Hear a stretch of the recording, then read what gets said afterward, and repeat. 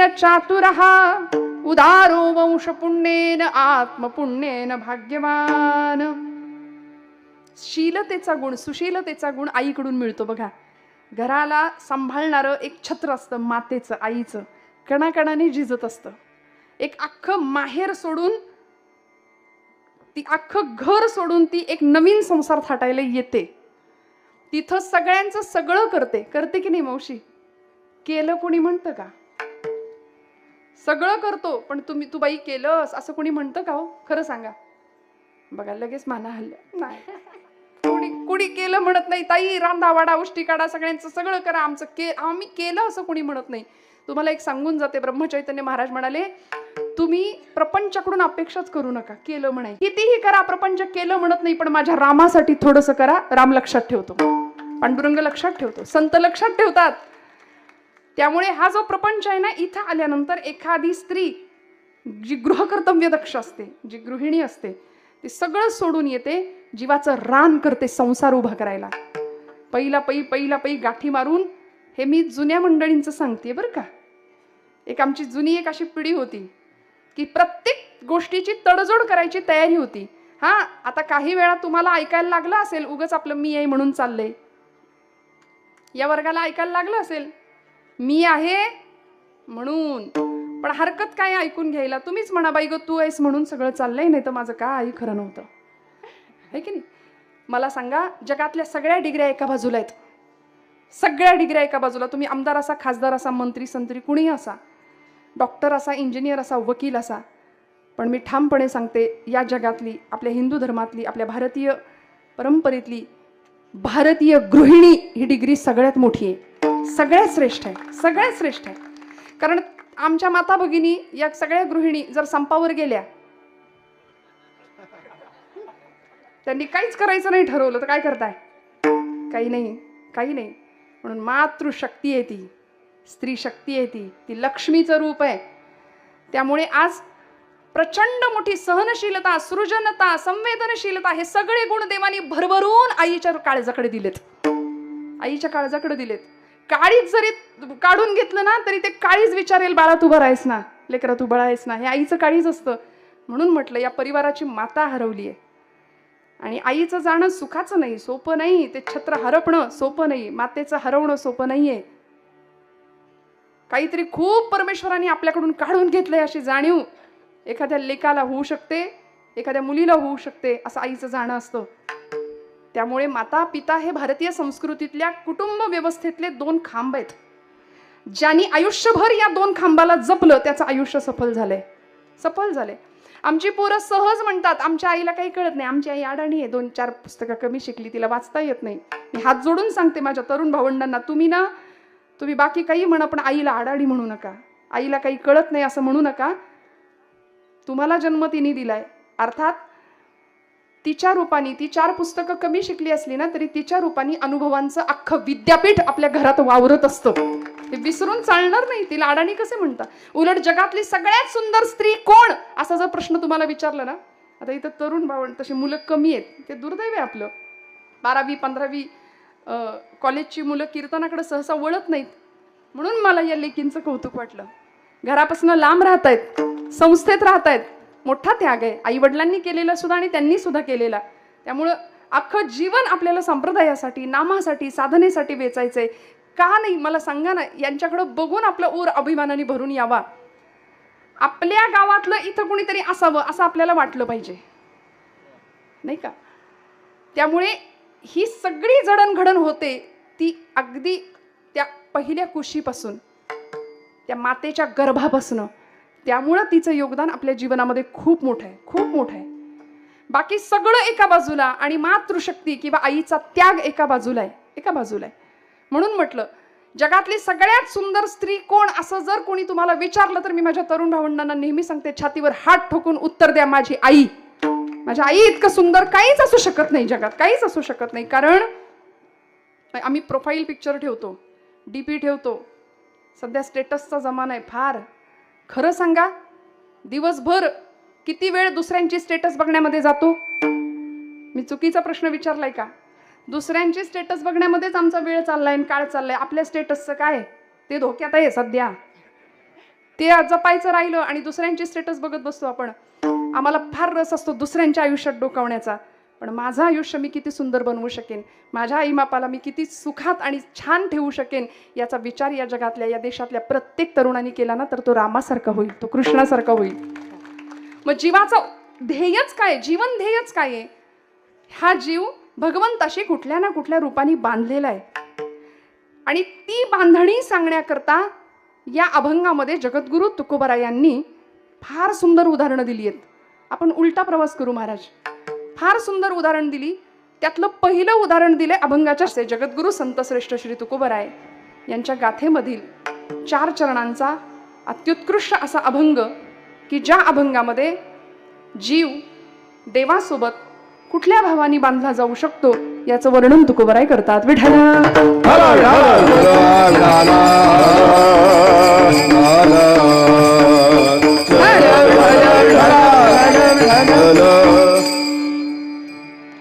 निमित्त संवेदनशील आहे.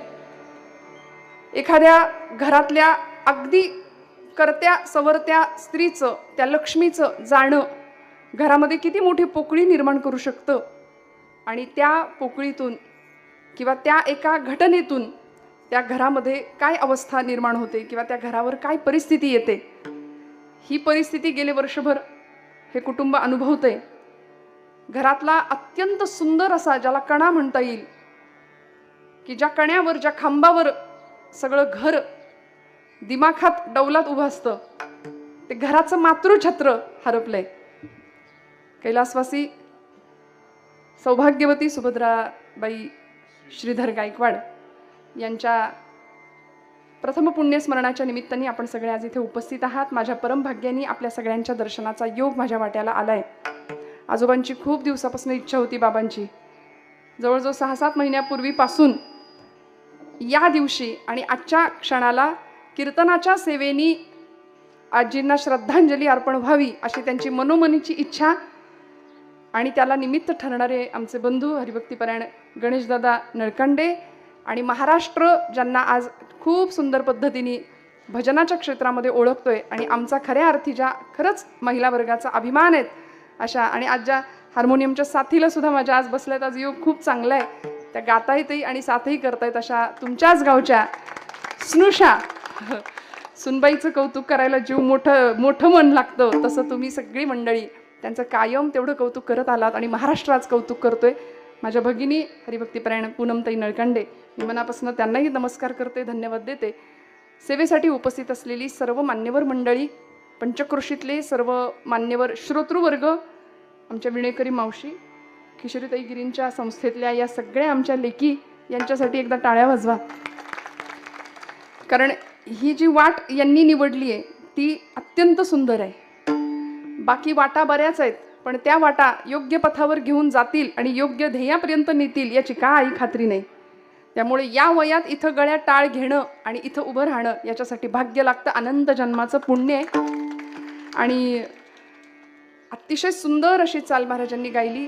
गायनाचार्य या क्षेत्रातली सगळी नामवंत मंडळी, पंचक्रोशीतली आपण सर्वच मंडळी, सगळ्यांच्या चरणावर कृतज्ञतापूर्वक वंदन करते. नंतर करते नामाचा उल्लेख, मला थोडंसं चुकू शकतं म्हणून.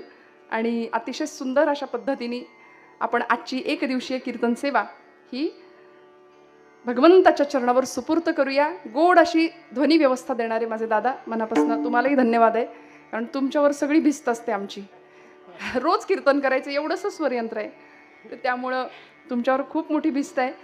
गोड पखवाजाची थाप देणारे आणि देवाला सुद्धा डोलायला लावणारे आमचे ओंकार दादा, मनापासून त्यांना नमस्कार करते. काय असतं, थापा बऱ्याच मारतात, आम्ही तर भरपूर मारतो, आपण सगळे थापा मारतो की नाही खरं सांगा, पण एक थाप अशी आहे की जी देवाला डोलायला लावेल. गोड मृदंग वादन आहे कायम, आणि यापूर्वी साथीचा योग आलेला आहे. त्यामुळं अत्यंत सुंदर कलाकाराचा स्वभाव कलेत दिसतो असं म्हणतात महाराज. त्यामुळे तितकंच गोड गायन, तितकंच गोड वादन आहे आणि अतिशय सुंदर सादरीकरण आहे. भगवंताला आवडेल असं, लोकांना आवडेल असं वाजवणारी बरीच माणसं असतात नाही का, पण कीर्तनाच्या साथीच्या अंगाने देवाला आवडेल असं वाजवणारी माणसं कमी मिळत आहेत सध्या. त्यातलं हे अत्यंत सुंदर असं व्यक्तिमत्व आहे. आणि या दादांसाठी टाळ्या वाजवा छोट्या. गोड अहो या वयामध्ये जर आम्ही इथं आलो ना, अख्खा ॲटलास हातात घ्यायचा, नकाशा. ती गुगल मावशी बघा आपल्याला रस्ता दाखवते कसं जायचं इकडून तिकडून. आमच्या हातात नकाशा आहे. या वयात कुठल्या दिशेने प्रवास करायचा या वयात ठरलं तर का नाही आम्ही ज्ञानोबांच्या पायाशी जाऊन पोहोचणार? सांगा मला. आम्ही पोहोचणार, ज्ञानोबा तुकोबांच्या पायाशी जाऊन पोहोचणार. भाग्य आहे आमचं. मनापासून सगळ्यांना नमस्कार करते, दोनही महाराज मंडळींना नमस्कार करते. आणि सेवेसाठी घेतलेला अभंग जगद्गुरु संतश्रेष्ठ श्री तुकोबराय यांचा 4 चरणांचा अभंग आहे. गोड असं यथाशक्ती यथामती माझ्या अल्पकुवतीनुसार अल्पबुद्धीनुसार त्या अभंगाला चिंतन स्पर्श करण्याचा प्रयत्न करते. तुका म्हणे बोज बोलवितो देव अर्थ भाव गुह्य तोची जाणे, असं जर तुकोबराय म्हणत असतील तर मी कीर्तन करते या म्हणण्याला काही अर्थ नाही. महाराज एवढं करतात. ज्ञानोबराय 9033 ओव्यांचा यज्ञ मांडतात आणि म्हणतात हा ज्ञानू निवृत्तीने केला, येरवी तरी मी मूर्खू. असं जर ज्ञानोबराय म्हणत असतील तर आपण कीर्तन करणारे कुणी नाही. आपण ज्ञानोबा तुकोबांच्या वाटेवरनं चालणारे पायिक आहोत. आज माझ्या परम भाग्याने आपण सगळी मंडळी इथं उपस्थित आहात. सगळ्यांना मनापासून नमस्कार करते. आणि आजचं कीर्तन आपण सगळ्यांनी मिळून करायचं ना. मी एकटी काही करणार नाही, सगळ्यांनी मिळून. तुम्ही म्हणाल मग तुम्हाला कशाला बोलवले आम्ही? सगळ्यांनी मिळून आजची सेवा पंढरीश पांडुरंगाच्या चरणावरती आपण सुपूर्त करूया. विठ्ठल विठाला विठाला विठाला विठाला विठाला विठाला विठाला विठाला विठाला. पुण्यस्मरणाचा दिवस आहे. श्राद्ध या शब्दामध्येच असा अर्थ आहे श्रद्धेनं केलेलं कर्म. श्राद्ध कर्म, श्रद्धेने कुठलंही कर्म केलं तरी ते श्राद्धच असतं. आणि मग पुण्यस्मरणाच्या दिवशी आपल्या घरातल्या आप्तेष्टांविषयी मातेला तर्पण करण्याचा आजचा हा दिवस. 16 संस्कारांपैकी अत्यंत महत्त्वाचा असलेला हा संस्कार की ज्यामध्ये तर्पण विधी आहे, कृतज्ञता व्यक्त करायची आहे त्या व्यक्तिमत्वाविषयी, त्या जीवनाविषयी. आणि का बरं श्राद्ध? श्राद्धा दिवशी कीर्तन का? तर त्याचं उत्तर असं सांगितलं, 16 संस्कारांपैकी सगळे संस्कार किंवा श्राद्ध हे कर्मकांड आहे, विधी आहे. पण कर्म आणि भक्ती या प्रांताचा जर विचार केला तर कर्मामध्ये आमच्याकडून थोडीशी चूक राहू शकते. कर्म चुकू शकतं. कर्मात झालेली चूक जर भरून काढायची असेल तर त्याला एकमेव मार्ग आहे भक्ती. म्हणून श्राद्धा दिवशी कीर्तन. विठ्ठल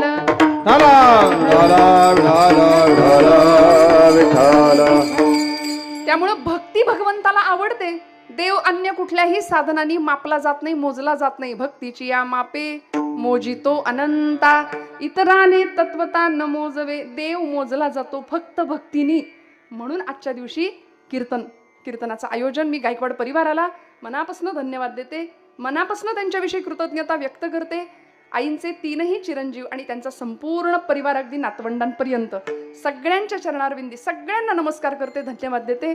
माझं कीर्तन ठेवलं म्हणून नाही, पण अर्थात बाबांचं विशेष आशीर्वाद प्रेम आहेतच.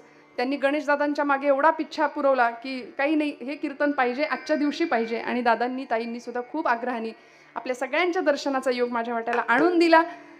गोड अशी सेवा करण्याचा प्रयत्न करते. जगद्गुरु संतश्रेष्ठ श्री तुकोबराय यांचा अभंग आहे. 3 गोष्टी आपल्याला सुरुवातीला सांगून जाईन. जीव, देव आणि भाव.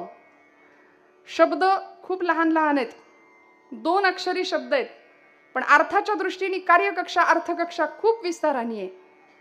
या जीवाला त्या शिवापासून मिळालेला हा जन्म आहे. जीवशिवाचं तादात्म्य व्हावं, जीवशिव ऐक्य व्हावं हे मानवी जीवनाचं ध्येय आहे, इथे कर्तव्य आहे.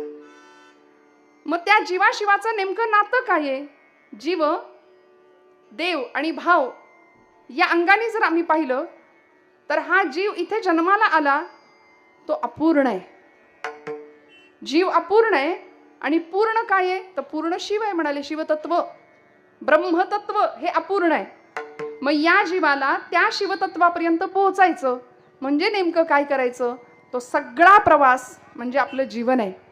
आणि त्या जीवनामध्ये अध्यात्म सोडून आम्ही बरंच काही काही करतोय. सध्या ही परिस्थिती आहे. परमार्थाचा अर्थ कळायला आम्हाला वेळ लागतोय, अर्थाचा परमार्थ लवकर कळतोय. खूप लक्ष देऊ नाही का? नाही का? म्हणजे मुलांना सुद्धा, आमच्या भावी पिढीला सुद्धा आम्ही काय शिकवतो? पोटी जन्माला आलेलं लेकरू लहानाचं मोठं होत असताना आपण सांगतो, बाळा आम्हाला जे मिळालं नाही ते तुला आम्ही सगळं देऊ. खूप मोठा हो, खूप मोठा हो, खूप मोठा हो आणि खूप, बस एवढंच. म्हणजे खूप मोठा हो आणि खूप पैसा कमव हे आम्ही त्याला सांगत राहतो, पण तू चांगला माणूस बन हे सांगायचं विसरून जातं. अर्थार्जनासाठी जगणं आणि अर्थपूर्ण जगणं यामध्ये फरक आहे. विठ्ठल विठाला विठाला विठाला विठाला विठाला. अर्थार्जनाच्या मागे पळता पळता पळता जीवनाची अर्थपूर्णता आम्ही गमवून बसतोय. अर्थपूर्ण जगणं राहून जाते आणि तो जीवनाला जर अर्थ मिळायचा असेल तर संतांच्या चरणावर लोटांगण घातल्याशिवाय पर्याय नाही. तो अर्थ आम्हाला जीवनाचा मिळणार नाही. 2 घडीचा डाव त्याला जीवन ऐसे नाव असं म्हटलंय. संकट कुणाला नाहीत, त्रास कुणाला नाही, वेदना कुणाला नाही, देवादिकांनाही तो भोगावा लागला. महाराज म्हणाले आले भागा ते करीतो, आम्ही तक्रार नाही देवा करणार. तू जे आयुष्य वाट्याला दिलं ते आनंदाने स्वीकारतो, पण तुझे नाम उच्चारितो. तू जे आयुष्य दिलंय ते आनंदाने विना तक्रार. बघा संतांनी तक्रारी नाही केल्या. म्हणतात तुका म्हणे घालू तयावरी भार, आणि प्रमाणाला देवावर भार नाही घालायचा. भार कुठला घातला? सगळं जीवन समर्पित केलं, पण ज्या भाराने देवाला त्रास होईल असा भार देवावर नाही घातला संतांनी. आमचं उलट होतंय. आम्ही सगळं मी करतो म्हणून करतेपणाचा भार स्वतःकडे घेतोय, आणि जरा काही बी नसलं की सगळ्या आयुष्यातल्या तक्रारी आणि निगेटिव्हिटी तिथं नेऊन ठेवतो आणि त्याला म्हणतो बघ आता तुझ्यावर सगळा भार आहे आमचा. किती लबाडी आहे बघा. नाही लबाड आहे आम्ही भक्तीच्या प्रांतात. मग संतांनी केलेली भक्ती किंवा संतांनी गाठलेलं दिव्यत्व देवत्व आणि आम्ही ज्या वाटेनी प्रवास करायचा आहे ती वाट चुकत तर नाही ना. आमची वाट चुकत नाही ना, याचा विचार अंतर्मुख होऊन करणं याचं नाव भक्ती आहे. भक्ती दुर्दैव जावं याकरता करायचं नाही. भक्ती दुर्दैव जावं याकरता करायची नसते. दुर्दैवाचे घाले सहन करण्याची शक्ती मिळावी याकरता भक्ती आहे. याकरता भक्ती आहे. महाराजांना अडचणी होत्या, संघर्ष होते, सगळ्यांना होते. रात्रंदिन आम्हा युद्धाचा प्रसंग असं तुकोबराय म्हणत होते. ECG वरची रेषा आपण कधी पाहिली असेल, आजारी माणसाला कधी पाहायला गेला, ECG लावला असेल तर आपण पाहिली असेल. कशी असते हो जिवंत माणसाची ECG ची रेषा कशी असते? ती वर खाली वर खाली वर खाली असते. सरळ असते का? सरळ झाली की डॉक्टर म्हणतात घेऊन जा. बरोबर आहे ना. माणसं म्हणतात उचला आता संपला कार्यक्रम, राम गेला, जीवनातलं चैतन्य संपलं. मग जीवनच चढ उतारांचं आहे तर मग रडायचं का? कशासाठी रडायचं? जीवन दिलंय भगवंतांनी, त्याचे अनन्य असे उपकार आहेत तुमच्या माझ्यावरती. मस्तकाच्या केसापासून पायाच्या नखापर्यंत मानव देह आणि एक स्वतंत्र अस्तित्व म्हणून जर जन्म दिला असेल तर हा अपूर्ण जीव त्या पूर्णत्वाच्या दिशेने त्यांनी प्रवास केला पाहिजे. आणि पूर्ण काय आहे हो? कुठल्या स्थितीला पोहोचायचंय? निर्वाण षटक लिहिलं जगद्गुरु आचार्य शंकराचार्यांनी. आणि काय म्हणाले? अहम निर्विकल्पो निराकार रूपो, अहम निर्विकल्पो निराकार रूपो, विभुर्व्याप्य सर्वत्र सर्वेन्द्रियाणि, सदा मे समत्वं न मुक्तिर्न बन्ध, सदा मे समत्वं न मुक्तिर्न बन्ध. श्चिदानंद रूप शिवोहम शिवोहम, श्चिदानंद रूप शिवोहम शिवोहम. न मे मृत्युशंका न मे जाति भेद, पिता नैव मे नैव माता न जन्म, न बंधुर्न मित्रं गुरुर्नैव शिष्य. श्चिदानंद रूप शिवोहम शिवोहम, श्चिदानंद रूप शिवोहम शिवोहम. न पुण्यम न पापम न सौख्यम न दुःखम, न मंत्रे न तीर्था न वेदा न यज्ञा. अहम भोजनम नैव भोजम न भोक्ता, श्चिदानंद रूप शिवोहम शिवोहम.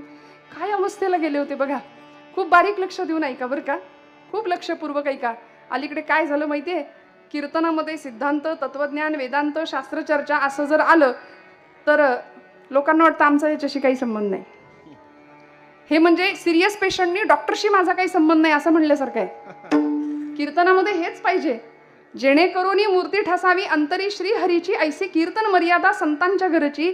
2 तासाच्या कीर्तनात माझ्यासह आपल्या सगळ्यांची जबाबदारी आहे की देव हृदयात आला पाहिजे. देव हृदयात आला पाहिजे. देव तिथं आहेच आहे चैतन्य रूपाने, पण आम्हाला त्याचा विसर पडला, त्या शक्तीचा विसर पडला आणि तिची आठवण व्हावी. त्याच्यापासून आम्ही आलोय, ज्याच्यापासून आलो त्याला विसरलो नाही का. म्हणून एक जीवनाचा प्रवास आहे बघा. मातेच्या उदरामध्ये माता आपल्याला पहिलं पाऊल ठेवायला जागा देते. आई काय करते? आईच्या उदरामध्ये आपल्याला पहिलं पाऊल ठेवायला ती जागा देते. 9 महिने 9 दिवस रक्ताचं सिंचन करते. मरणांतिक यातना सहन करून जन्म देते. नाळ कापली गेली की तिथून सुरू झालेला प्रवास, मातेपासून सुरू झालेला प्रवास मातीपर्यंत जाऊन पोहोचतो. एका वेलांटीचा फरक म्हणजे आमचं जीवन आहे. म्हणून या 2 गोष्टींप्रती किती कृतज्ञ राहावं लागेल, माता आणि माती. पण आम्ही मातेशीही आणि मातीशीही बेईमानी करणारी माणसं ज्यावेळी समाजामध्ये पाहतो त्यावेळी अंतःकरण तिळतिळ तुटतं. या देशाचे आम्ही पायिक आहोत, या देशाचे नागरिक आहोत. ही देवभूमी आहे, धन्यभूमी, पुण्यदेश जेथे वैष्णवांचा वास. अशा पुण्यभूमीमध्ये, धन्यभूमीमध्ये आपण जन्माला आलो. देवदेवतांचा इतिहास, संत ऋषी मुनींचा इतिहास, महापुरुषांचा इतिहास या भूमीला लाभला. ज्या भूमीचं काळीजच अध्यात्म ठरलं अशी भूमी, किती भाग्य आहे आमचं बघा. आणि या भूमीमध्ये जन्माला आलेल्या प्रत्येक जीवाला जायचंय हे निश्चित आहे. सगळ्यांना निश्चित हे खात्री आहे ना? तुम्ही जागे आहेत ना? आपल्या सगळ्यांना इथनं जायचंय हे आपल्याला मान्य आहे. कुठं जायचंय? घरी कीर्तन झाल्यावर. कीर्तन झाल्यावर तर जायचंच आहे. तुम्ही मला 11:30 झाले. बरं, आता वाजले की 12 म्हणायचं नाही मला घड्याळ बघून. पण पुढे समजा गेलं घड्याळ तर तुम्ही मला घड्याळ दाखवणार, तुम्ही म्हणणार ताई आता उरका नाही का. त्यामुळे आपल्याला सगळ्यांना इथून जायचंय, घरी झालंच, पण सगळ्यांना एक शेवटचं निरोप घ्यायचंय, प्रत्येकाला घ्यायचंय. पण मनुष्य प्राणी असा आहे की ते मान्य करत नाही, ते मान्य करत नाही. पोहोचवायला जाणाऱ्या व्यक्तीचं संस्कार, अग्निसंस्कार पूर्ण झाला की माघारी येणारा माणूस अशा रुबाबात येतं की जणू काही माझा आणि या जागेचा काही संबंधच नाही.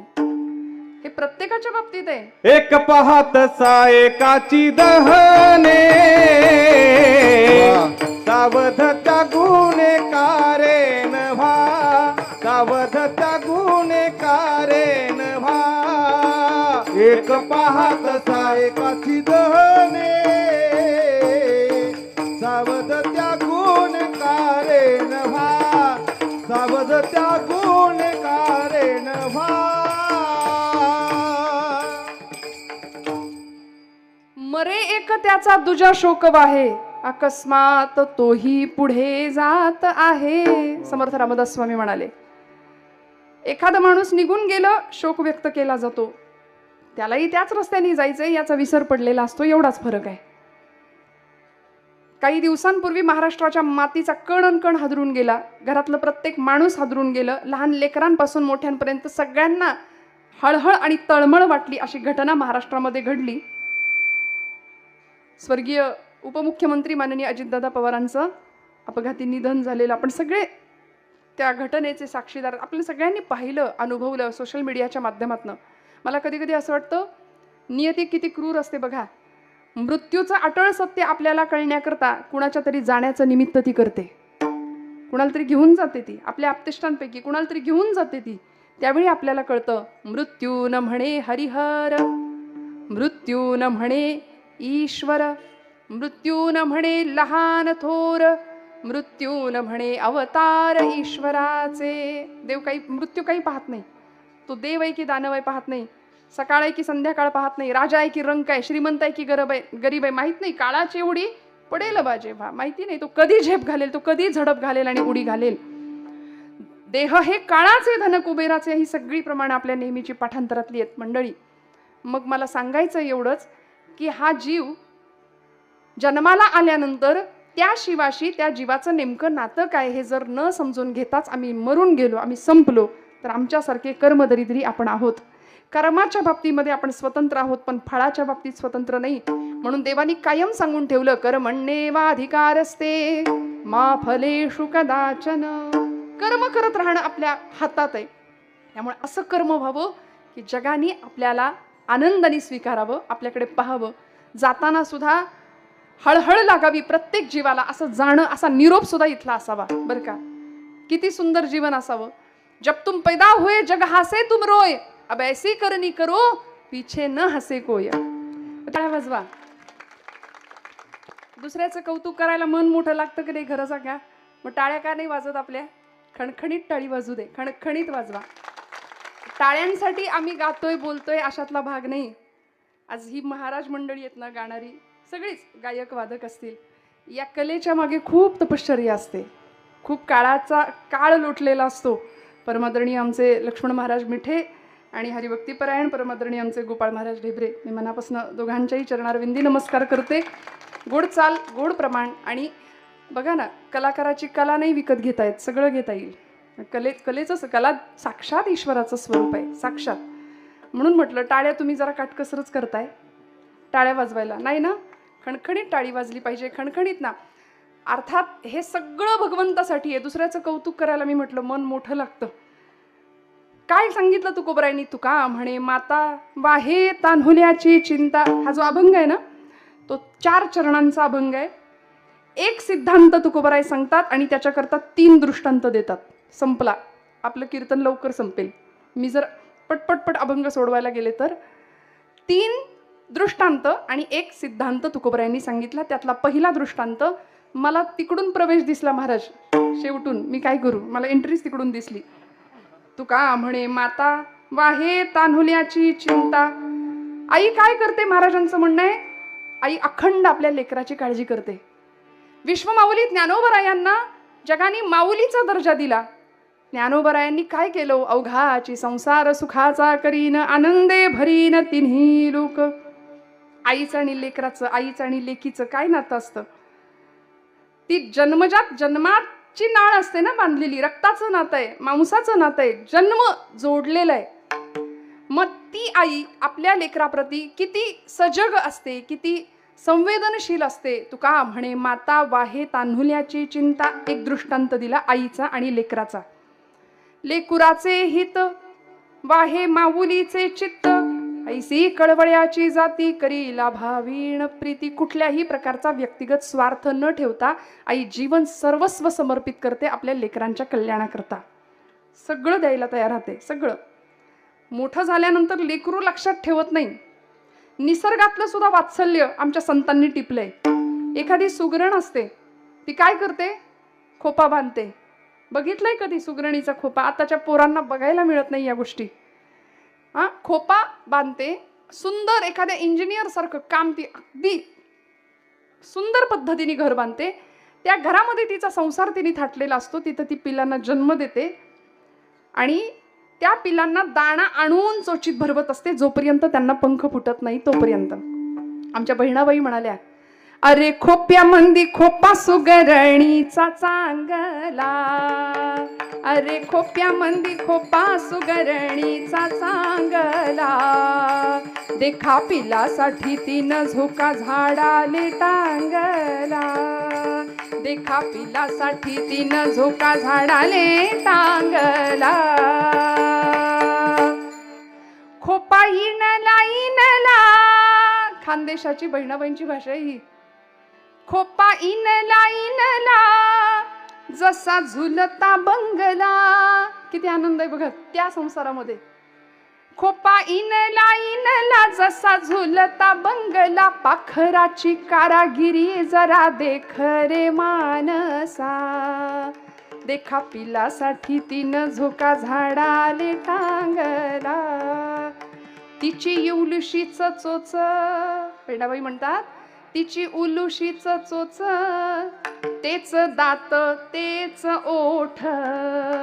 आणि माणसा, अरे तुला दिलं रे देवानी 2 हात 10 बोट. तरी आम्ही शहाणे होत नाही, तरी आम्ही सावध होत नाही. मग या सुगरणीचा तिच्या पिलावर खूप जीव असतो बघा. ती दाणा भरवते, त्याच्यात मुखामध्ये चोचीत नेऊन भरवते. ती असं नाही म्हणत, ए तू माझ्या म्हातारपणची काठी आहे, माझा सगळा सातबारा तुझ्या नावे होणार आहे, आमची सगळी इस्टेट आम्ही तुला देऊन जाणार आहोत, असं म्हणते का होती? तशी आईला कुठलीच अपेक्षा नाहीये, कुठलीच अपेक्षा नाही. सगळं देऊन टाकते, सर्वस्व जीवन समर्पण करून टाकते आपल्या लेकरांच्यासाठी.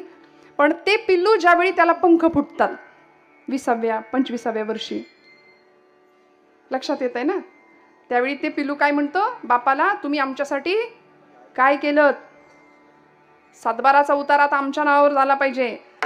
तुकोबराय म्हणतात, आमच्याही वाडवडिलांनी आम्हाला सातबारा दिलाय, आमच्याही वाडवडिलांनी आम्हाला सातबारा दिला. पिढ्यांची परंपरा आहे आमची, साधीसुधी नाही. पण तुम्ही ज्या सातबाराची अपेक्षा करता तो सातबारा आमच्या वाडवडिलांनी नाही.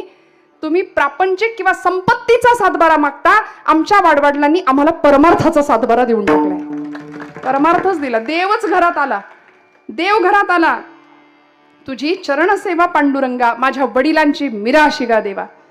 एवढा वडिलांचा अभिमान होता. पण आमचं असं होतं की 20-25 वर्षाचा मुलगा झाला की तो आईला विचारेल, वडिलांना विचारेल, तुम्ही आमच्यासाठी काय केलं म्हणून. स्वामी विवेकानंदांनी आपल्या आईला आणि आपल्या वडिलांना हा प्रश्न विचारला होता.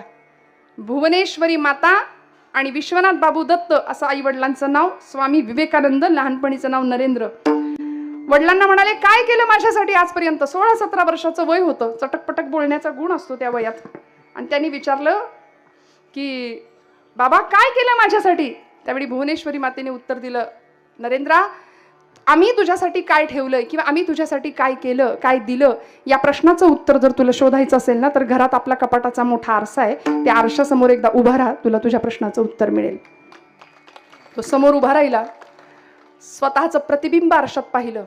आरशात बघावं लागेल कधीतरी आपल्याला. बघता ना तुम्ही, दिवसातून किती वेळा आपण आरशात बघतो, नाही का? बघतो ना. पण अजून थोडं पुढे सांगू, परवा मी एक कुठेतरी वाक्य वाचलं, अलीकडे व्हॉट्सअप नावाचं पण ताई विद्यापीठच झालंय, मिळते भरपूर माहिती मिळते. फक्त आता काय घ्यायची ते आपल्यावर आहे. त्या कुठं असं वाचनात आलेलं, ते म्हणाले अलीकडे लोक आरसा नाही वापरत, अलीकडे मोबाईलचा फिल्टर वापरतात. खरं आहे का खोटं आहे? अलीकडे लोक मोबाईलचा फिल्टर वापरतात का? तर त्याचं उत्तर दिलं, म्हणाले आरसा खरं बोलतो, आरसा खरं बोलतो, तुम्ही जसे आहात तसे दाखवतो. फिल्टरमध्ये सगळं एक पडदा येतो ना, खरं आहे ना.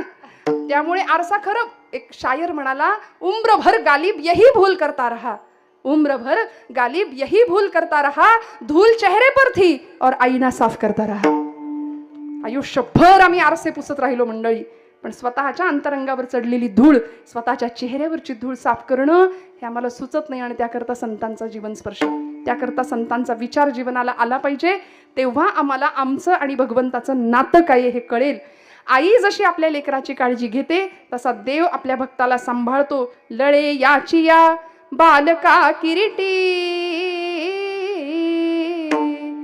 गवसणी करुनी स्नेहाची दिठी, आणि खेळता पाठोपाठी माऊली धावे. ज्ञानोबराय दृष्टांत देतात ज्ञानेश्वरीत. एखादं 2 वर्षाचं बाळ नुकतंच चालायला लागले, दुडदुड दुडदुड धावतंय आणि त्याची आई त्याच्या मागे धावते.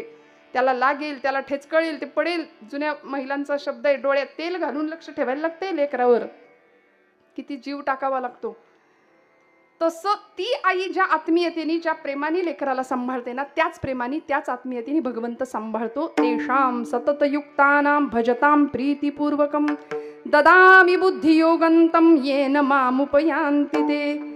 जो सतत भगवंताच्या अनुसंधानात आहे त्याचा भगवंत आईसारखा सांभाळ करतो. तुका म्हणे, माता वाहे तान्हुल्याची चिंता, जया चित्ती जैसा भाव, तया जवळी तैसा देव. त्यामुळे अशी उदाहरणं देता देता भगवंताचा आणि देवाचा संबंध, जीवाचा आणि देवाचा संबंध सांगितला. 3 प्रकारचे संबंध आहेत मंडळी जगामध्ये. पहिला संबंध आहे जन्मजात संबंध, दुसरा संबंध आहे प्रस्थापित संबंध, आणि तिसरा संबंध आहे सनातन संबंध. जन्मजात संबंध म्हणजे जन्माशी जोडलेलं नातं. आई वडिलांशी आपला जन्मजात संबंध असतो, बरोबर ना. भाऊ असेल, बहीण असेल, ही सख्खी नाती आहे, जन्मजात संबंध आहेत. पण वेळ आली तरी या नात्यांमध्ये सुद्धा वितुष्ट येतं. वितभर जमिनीच्या तुकड्यासाठी सख्खा भाऊ सख्ख्या भावाला मारतो. हा समाजातली उदाहरण आपण पाहतोय. थोड्याशा संपत्ती लोभाव करता, मोहा करता नात्यांमध्ये वितुष्ट येतं. आई लेकराचं बी नसतं, पित्याचं बी नसतं. आज परिस्थिती अशी होती की बाप घरात आला की मुलगा ऐन तरुण वयातला निघून जातो घराबाहेर. आणि मुलगा घरात आला की बाप निघून जातो. ही परिस्थिती, बोलायला तयार नाही, संवाद नाही एकमेकांमध्ये. कधीतरी हातामध्ये हातात घेऊया. मी बऱ्याचदा असं सांगते, नोकरी कामाधंद्याच्या निमित्ताने आपण सगळी मंडळी बाहेर पडतो. आई वडिलांच्या जवळ बसायचंच राहून जातं. कधीतरी आईचा सुरकुतलेला हात, पित्याचा सुरकुतलेला हात हातात घ्यावा. कधीतरी तो स्पर्श, लहानपणी तिने आपल्याला मांडीवर घेऊन स्तनपान केलंय, तो स्पर्श कित्येक दिवसात आपण विसरून जातो. कधीतरी तो हात हातात घ्यावा आणि म्हणावं, आई तू कशी आहेस. बस, सगळं स्वर्ग मिळाल्याचा अनुभव तिला प्राप्त होतो. कधीतरी विचारावं. यासारखं सुख नाही मंडळी, यासारखं सुख नाही. तो जन्मजात संबंध आहे. कारणावश त्याच्यामध्ये वितुष्ट येतं, तुटू शकतं. दुसरा संबंध सांगितला, प्रस्थापित संबंध, जो निर्माण केलेला संबंध आहे. निर्माण केलेलं नातं, मानलेला भाऊ, मानलेली बहीण, मित्र वगैरे. पण त्या प्रस्थापित नात्यामध्ये सुद्धा तूट येते, दुरावा येतो. कालचा सख्खा मित्र आजचा कट्टर शत्रू होऊ शकतो, वैरी होतो. मग एक नातं असं आहे, एक नातं की जे कधीच कुणीच कशाच पद्धतीने तोडू शकत नाही. त्याला नाव दिलं सनातन संबंध. आणि हे मी नाही सांगत, भगवद्गीता गोपालकृष्ण सांगतात, ममैवांशो जीवलोके जीवभूत सनातनः मनःषष्ठाणि इंद्रियाणि प्रकृतिस्थानि कर्षति ममैवांशो जीवलोके जीवभूत सनातनः. भगवंत स्वतः सांगतात, माझा आणि जीवा मात्रांचा, सर्व भूतमात्रांचा संबंध आहे तो सनातन संबंध आहे. जीवाचा आणि देवाचा संबंध हा सनातन आहे.